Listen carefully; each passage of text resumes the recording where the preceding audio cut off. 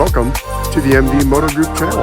I'm Dr. Brian Dominguez, and here is Engineer Mendoza, and we're at Skunkworks Moto in Falcon, Missouri. The owners are Brad and John, and they've helped us out with some mechanical issues.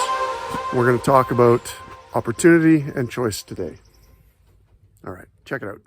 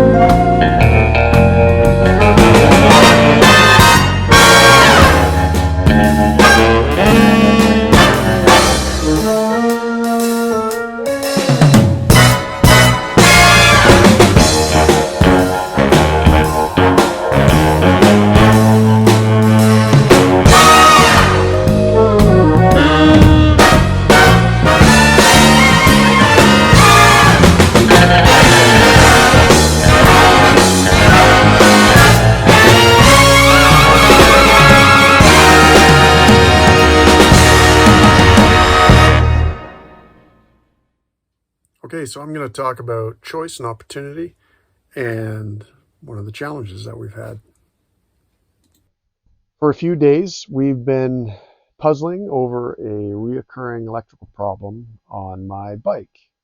The battery's been draining as we ride, and this was a problem last year that we thought we resolved, but clearly we did not.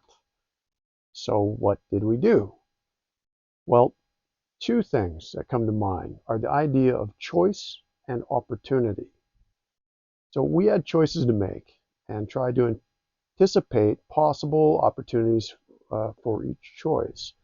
Briefly, we could return 250 miles from where we came to what we already knew, attempt to forge on for an additional 300 miles until we reached a situation we were confident in, such as going to a BMW dealership, or go 100 miles to what seemed like the middle of nowhere to a situation that we had far less control over, and it was only based on a stranger's recommendation. So we had a few choices to make here. So if we look at choice theory, which is related to human behavior, it comes from philosophers like Hume and Locke, but it was rounded out by William Glasser in the 1960s into a sort of more formal theoretical model. It's useful for us to consider because the model suggests that we focus on our needs, what our behaviors are, and the probability of our outcomes. And that's useful because we can sort of look at this in how this situation worked out for us, because we needed to solve our problem before it got worse. Getting worse meaning the vehicle wouldn't even start. We could be anywhere at that point. Each of our options had some chance of doing this. So we thought about what behavior we were trying to create. After all, we're on an adventure, not to be comfortable or certain, but to learn and grow. Finally, in assessing the options that we had, the consequence of reverting to what we already knew was that we would just spend time and money, but likely not open any doors to new experience. So we decided to go with the unknown. The opportunity was that that our situation might not get resolved, but we'll have a mutual challenge with some people that were willing to help, versus just going it alone with what we already knew, taking it to a known shop, backtracking, or whatever, if that makes any sense. And so we wanted to open up some opportunities out of discomfort and not knowing exactly what was going to come next. Now, the theoretical framework here could be seen as making choices that empowered us to face the challenges instead of handing our control and handing that over to comfort and familiarity. We had to take responsibility for the outcomes, such as getting stranded in the middle of the Ozarks or taking several extra days to resolve the issue.